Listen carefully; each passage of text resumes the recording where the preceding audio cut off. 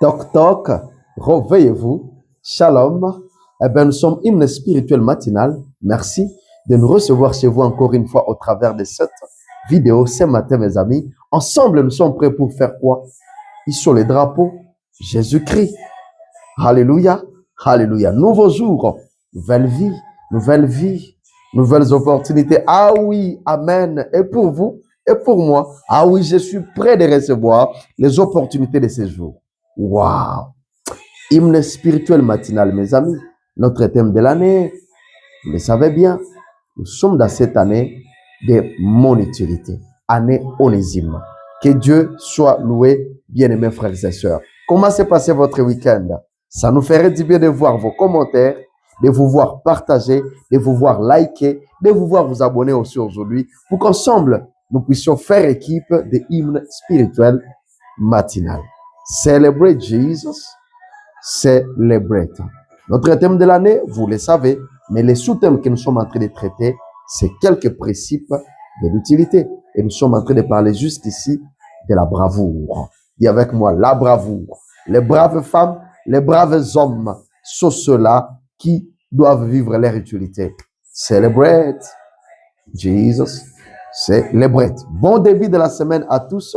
Nous prions que votre semaine soit abondamment bénie au nom de Jésus. Vous êtes bénis, vous êtes loin de Dieu, vous êtes différents, vous êtes distingués au nom de Jésus, puisque les grandes choses ont été dites sur vous au nom de Jésus. Vous n'allez pas échouer, vous allez réussir cette semaine. Dites Amen au nom de Jésus-Christ.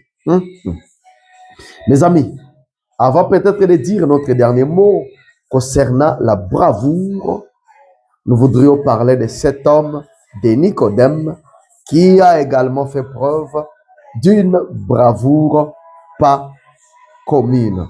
Alléluia. Ça vous dit quelque chose, c'est non?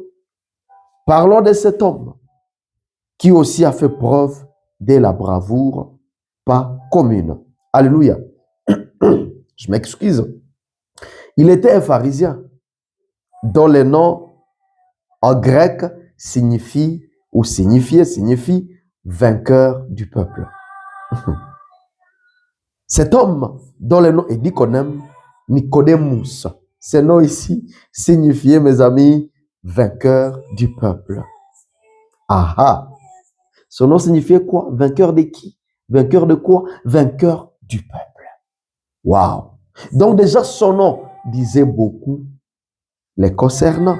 N'est-ce pas, bien-aimés frères et sœurs? Que veut dire ton nom? Que signifie ton nom? Déjà son nom disait beaucoup les concernant.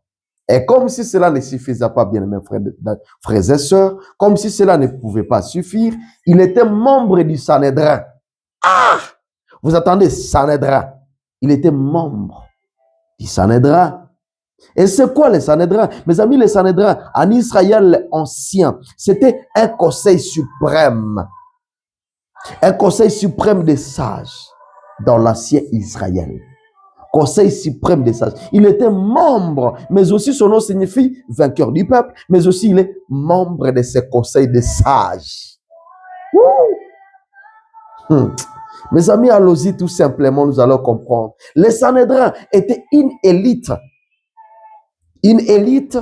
qui se constituait par 70 sages. Alors, plus le président, le total était de 71 sages, 71 personnes sages, c'est-à-dire la classe élite. Et là, Nicodème faisait partie. Alléluia. Il faisait partie. Ah donc, mes amis, nous comprenons de quelle aura, de quel calibre était Nicodème. Vous savez ce que vous dites souvent pour intimider les gens?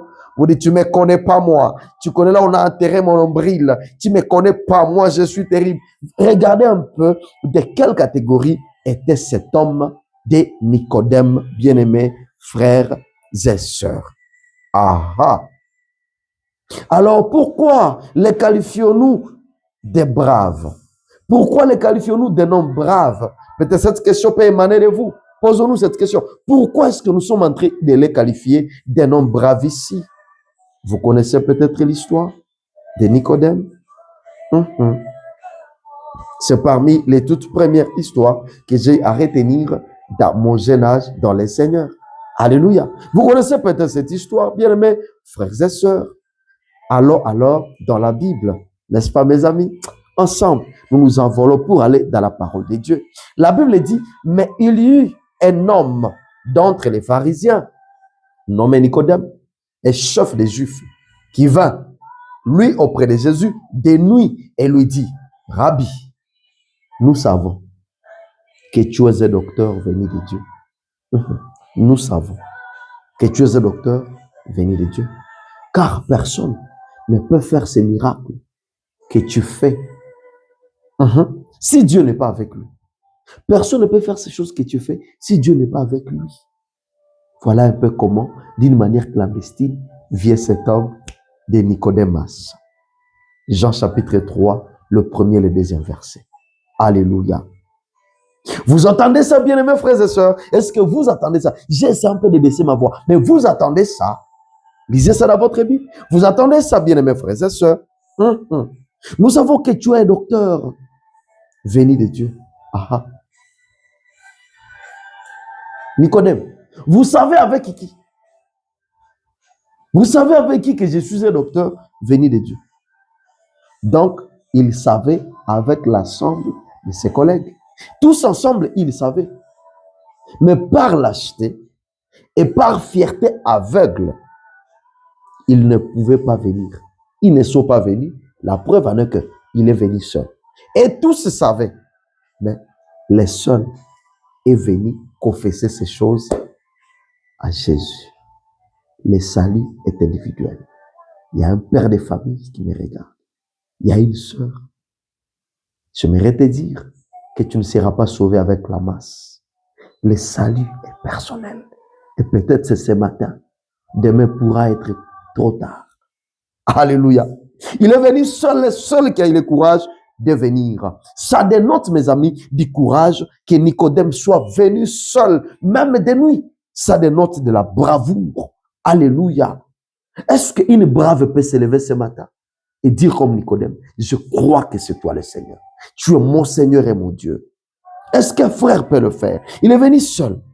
Ce matin, mes amis, le Saint-Esprit nous démontre que ce n'est pas de la lâcheté d'accepter Jésus-Christ comme Seigneur et Sauveur. Non, non, non. Ce n'est pas de la lâcheté. C'est ce que le Saint-Esprit veut nous enseigner. Alléluia. Plutôt, c'est de la bravoure. Dites avec moi, c'est de la bravoure. Ce que Nicodème avait fait, c'était de la bravoure. Mes amis, retiens ceci écrit quelque part. Les hommes et les femmes vraies, les hommes et les femmes réelles sont ceux-là qui adorent le véritable Dieu.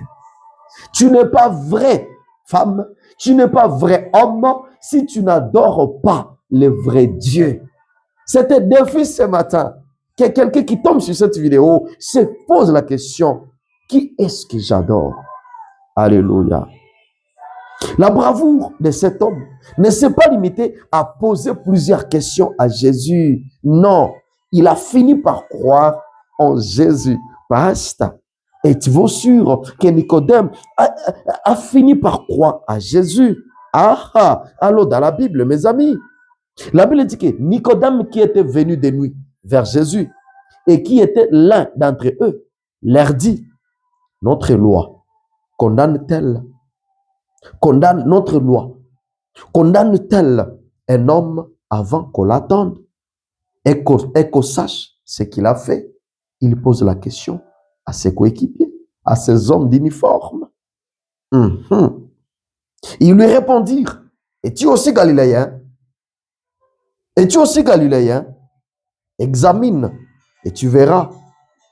Et tu verras que de la Galilée, il ne sort point de prophète. Voici la réponse de ses amis d'élite. Alléluia. Examine et tu verras. Jean chapitre 7, 50 à 52. Alléluia. Nicodème, mes amis, il n'essaye pas de défendre Jésus ouvertement devant ses collègues, devant ses amis, mais sa procédure est de manière à prendre parti de Jésus. Même s'il n'est pas en train de prendre ouvertement la partie, tout ça comme quelqu'un qui a déjà cru, mais il croit déjà sa procédure qu'il est en train d'entamer ici, mes amis, c'est une manière à prendre parti de Jésus. est-ce que tu prends partie de Jésus là au service? Est-ce que tu sais prendre partie de Jésus là dans cette université, dans cette école-là? Est-ce que tu sais prendre partie? Cet homme est en train de prendre partie de Jésus. Alléluia. Il ne s'est pas arrêté là, cet homme de Nicodème. Il a même mis sa réputation à péril. Ah, vous savez, en Israël, la réputation, hein, et puis il est dans les Sanhédrins, les Sénats, si on peut le dire pour que nous le comprenions. Il est là parmi les décideurs. Il est en train de mettre sa réputation en péril. Voir sa vie aussi. Voir sa vie qu'il était en train de mettre en danger, en train de mettre en péril, mes amis. Alléluia. Il a contribué, mes amis, pendant qu'il met sa vie en péril, il est parvenu à contribuer à donner une sépulture digne du nom. Une sépulture décente à Jésus. Il est parmi ceux-là qui vont faire à ce que Jésus soit enterré avec honneur, avec respect. Alléluia. Est-ce qu'il n'est pas en train de mettre sa vie en péril? Mes amis, Jean chapitre 19, 38 à 40. La Bible dit ceci. La Bible dit ceci, si nous pouvons aller lire cette partie rapidement. Après cela, Joseph, je tiens ma Bible avec moi. La Bible dit qu'après cela, Joseph d'Arimathée, qui était disciple de Jésus, mais en secret, par crainte des Juifs, demanda à Pilate la permission de prendre les corps de Jésus. Et Pilate les permit. Il vint donc et prit les corps de Jésus. Nicodème, qui auparavant était allé de nuit vers Jésus, vint aussi, apportant un mélange d'environ 100 livres de myrrhe et d'aloe. Ils prirent donc les corps de Jésus et l'enveloppèrent des bandes avec les aromates, comme c'est la coutume d'ensevelir chez les Juifs. Non seulement Joseph d'Arimathée, mais Nicodème est aussi là pour donner une sépulture digne à Jésus. Est-ce que ce n'est pas de la bravo? Est-ce que ce n'est pas du courage, bien-aimés frères et sœurs? Mes amis, vous voulez vivre utile? Quelqu'un veut vivre utile ici, il m'écoute. Pensez maintenant à donner votre vie à Jésus-Christ. Pensez-y maintenant à donner votre vie à Jésus-Christ. Vous pensez avoir de la réputation alors que vous n'en avez pas une.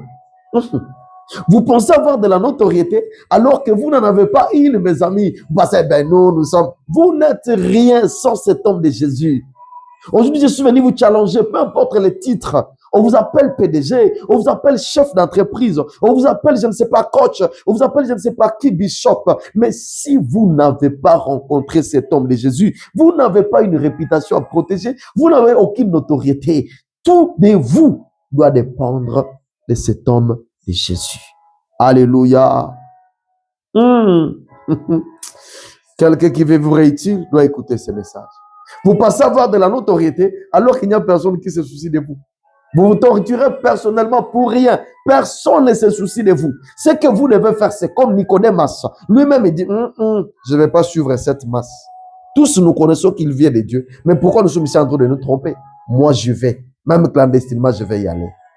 Dieu attend ce matin les hommes et les femmes qui vont s'élever, même clandestinement, mais que tu aies quand même pris ta décision de faire comment? D'aller reconnaître Jésus comme Seigneur et Sauveur. Mes amis, la preuve ici, c'est que Nicodème et tous ses amis, pour montrer que personne ne se soucie de toi, ici, c'est que Nicodème et tous ses amis savaient déjà que Jésus était venu de Dieu. Mais une seule personne a eu le courage de venir. Aujourd'hui, c'est au tour, ma soeur. Tu dis, je fais quoi, pasteur? Je fais comment? Je suis très loin de vous. Qu'est-ce que je peux faire? Ce n'est pas un problème.